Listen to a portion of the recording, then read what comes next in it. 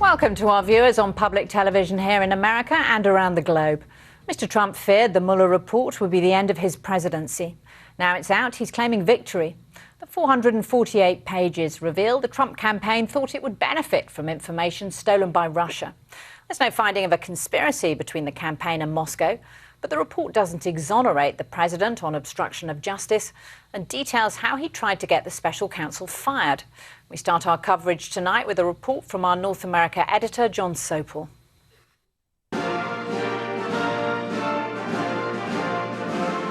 A watershed moment for this president, and maybe the presidency itself. Donald Trump was at the White House meeting wounded warriors today, but from his 2-year-long battle with Robert Mueller, he feels he's emerged unscathed, his reputation intact. He said his guests were having a good time. I'm having a good day too. It was called No Collusion, No Obstruction. I'm having a good day. Before publication of this long-awaited report, the president tweeted this with its Game of Thrones styling. And his team, confident, putting out this video. No collusion. There was no collusion. No collusion. The 400-page report is riveting and dramatic. It describes the fallout from the firing of the FBI director, James Comey. The then Attorney General, Jeff Sessions, goes in to see the president to tell him that he's decided to appoint a special counsel to investigate Russian collusion and obstruction of justice. Donald Trump is furious and uses very strong language. The report conveys a picture of a White House in total meltdown, with the president angrily demanding that Robert Mueller be fired. Don McGahn, who was then the general counsel, is repeatedly told to arrange for Mueller to be sacked. McGahn refuses. Of the president's attempts at influence, the Mueller report says they were mostly unsuccessful, but that is largely because the persons who surrounded the president declined to carry out orders or accede to his requests. The new Attorney General has weighed in sympathetically, almost saying the president's behaviour was justified. As the special counsel's report acknowledges, there is substantial evidence to show that the president was frustrated and angered by his sincere belief that the investigation was undermining his presidency, propelled by his political opponents, and fueled by illegal leaks.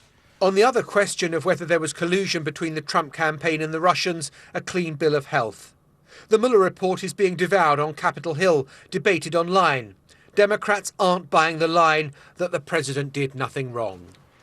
Even in its incomplete form, however, the Mueller report, incomplete because part of it is redacted, even in its incomplete form, however, the Mueller report outlines disturbing evidence that President Trump engaged in obstruction of justice and other misconduct. Donald Trump has left Washington to travel to Florida for the Easter weekend. His aides say he's jacked, happy, pumped up. His Good Thursday before Good Friday. Jon Sopel, BBC News, Washington.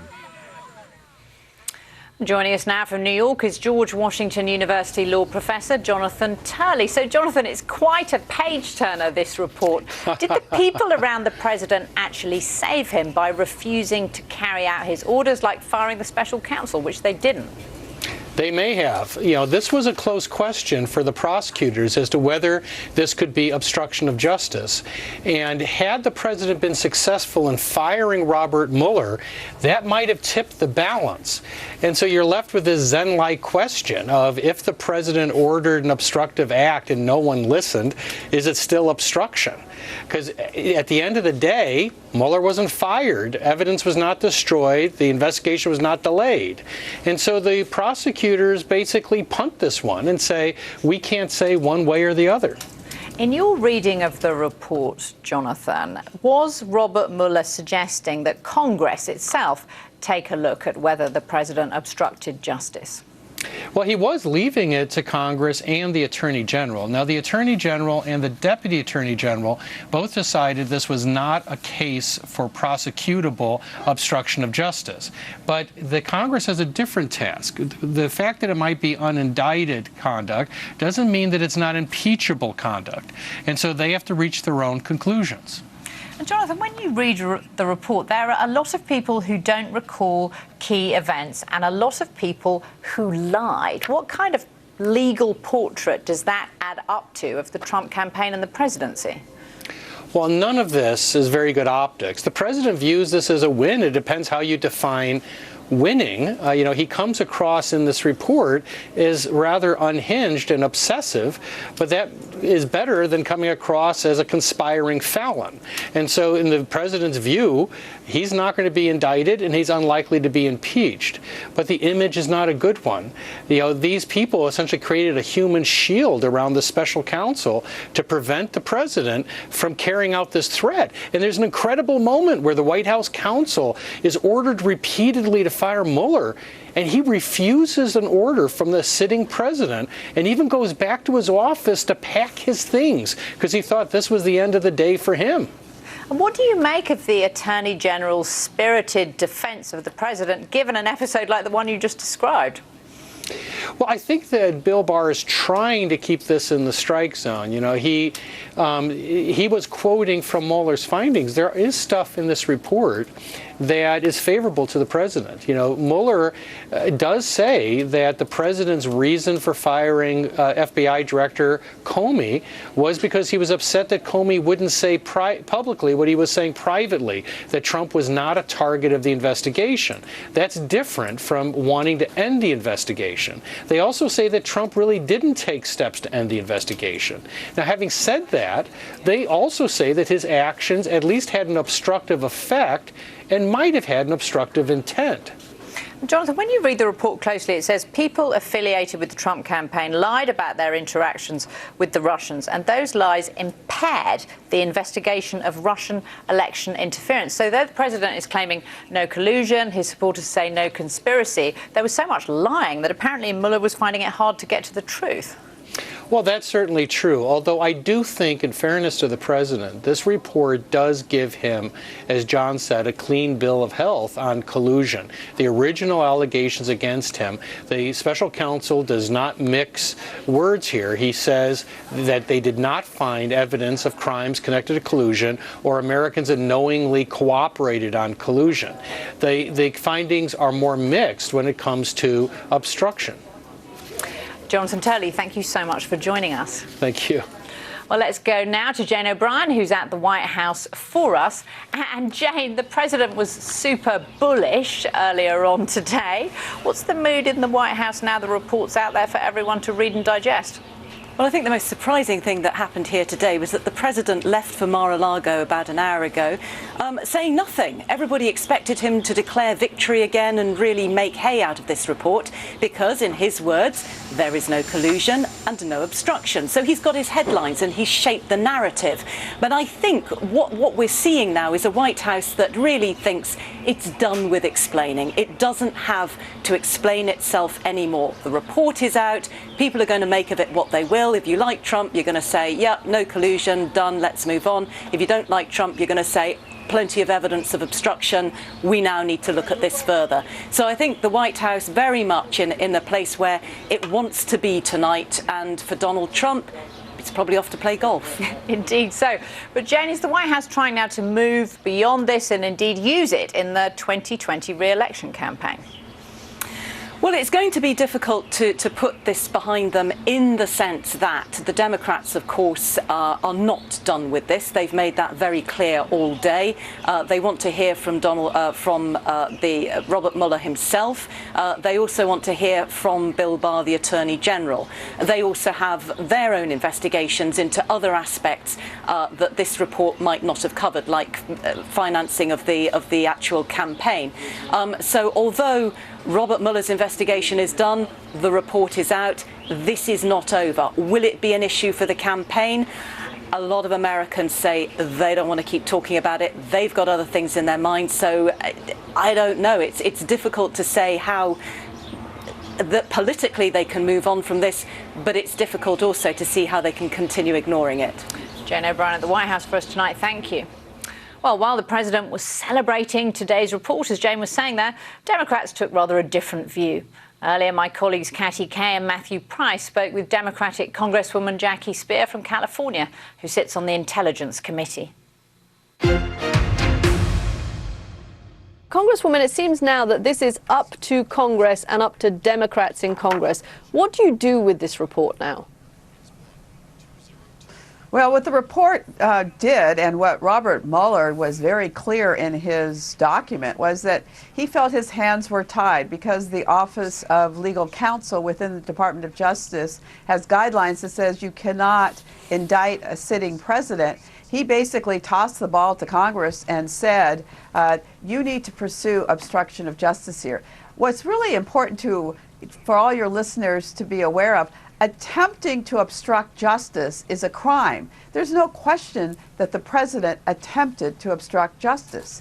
And when the special counsel was appointed and he said, oh, my presidency is over, that speaks of someone who is guilty, who knows he's guilty, and is afraid that we are going to unearth all of the connections that did exist between the president, then a candidate, and Russian intermediaries. So the bar for impeachment is high crimes and misdemeanors.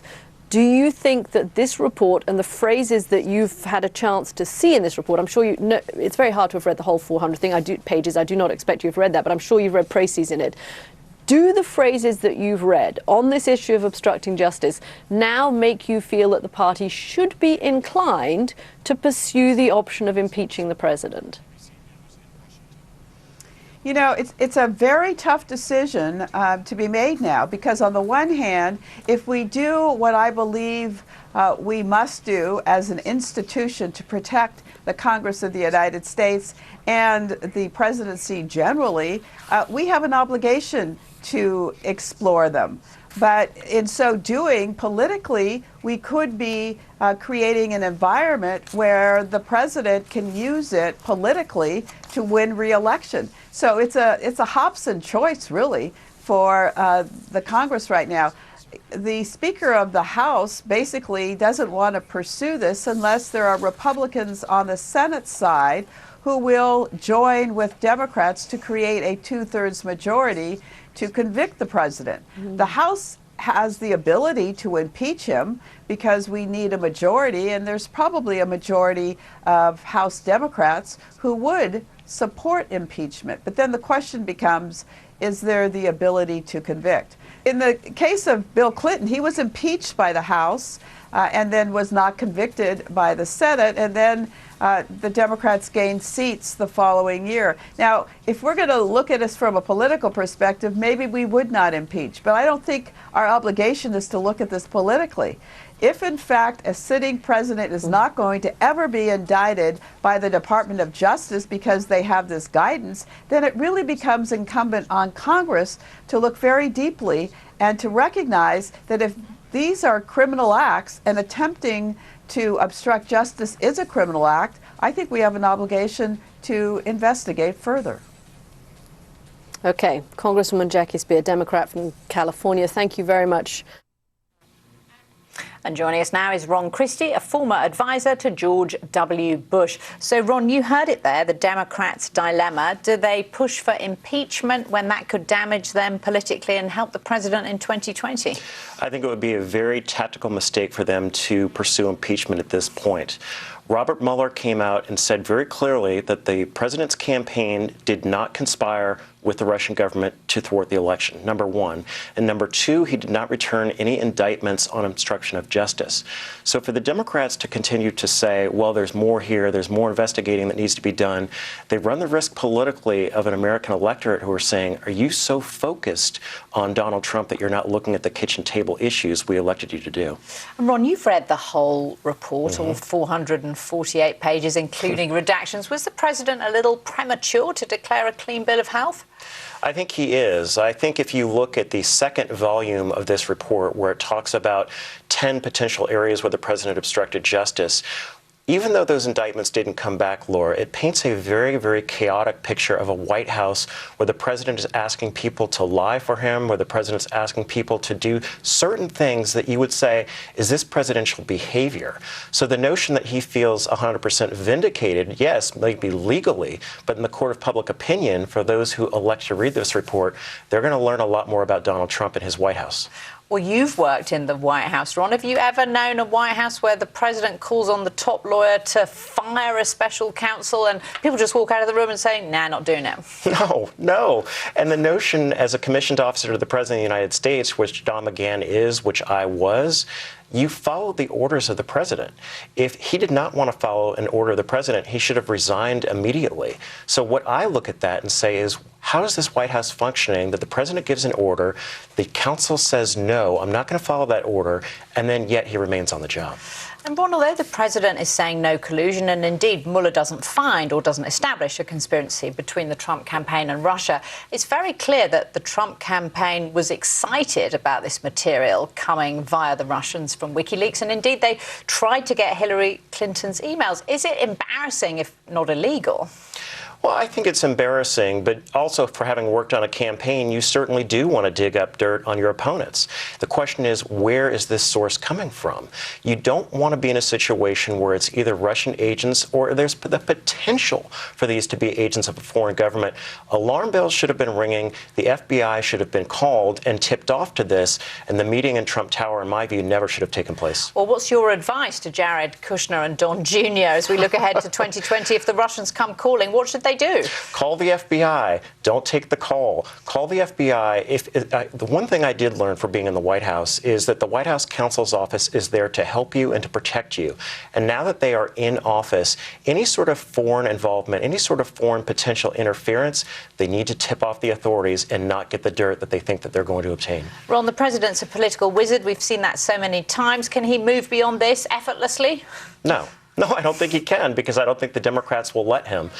Jerry Nadler, the chairman of the House Judiciary Committee, has made it very clear that they're going to continue their investigations. We just heard from Congresswoman Jackie Speier from California that she wants to continue to investigate. So the president, as much of a master as he is at manipulating the scene, the Democrats aren't going to let him walk away from this. Ron Christie, thank you so much for joining us. Good to see you.